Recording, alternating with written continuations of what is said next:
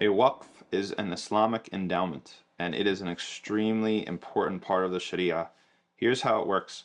You take an underlying asset, such as a house or a piece of land or something that's going to generate income, and it gets dedicated through an act of intention and declaration that this is going to be frozen, that it can't be sold off, it can't be gifted, it can't be inherited by somebody else.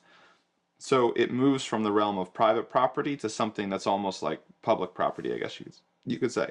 And then the income that that asset generates is dedicated to a certain purpose or a certain cause.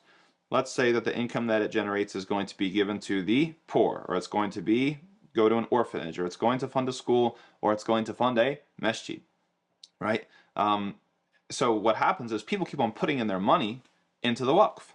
And then the waqf gets bigger and bigger and bigger, and they're able to do more things. They're able to generate more income, and then the purpose or the service that they're providing grows, right? So this was the model throughout hundreds of years of Islamic civilization where public goods were funded. We're talking about hospitals, we're talking about schools, we're talking about masjids, we're talking about roads, street lights, you name it.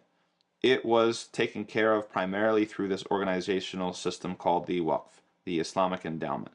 And it's significant for a lot of different reasons. One of those reasons, if we're to turn our attention to our good deeds in the afterlife, is that your donations go further.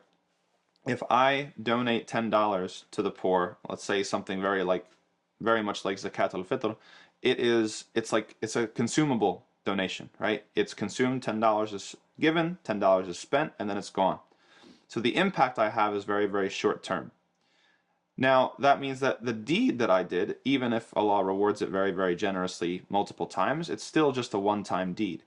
If I take that same $10 and I put it into an Islamic endowment, and that endowment is now serving one population, that means every single time that endowment serves that population, I'm getting a reward.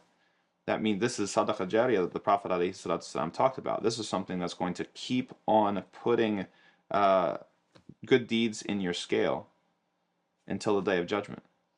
And one of the first people to do this was Uthman. When it came to the well in Medina, famous story, he made it into a waqf, and that well and the land around it, the date trees and everything, it's still producing dates. The money from the sale is still going to the needy, and he's been collecting good deeds for 1400 years.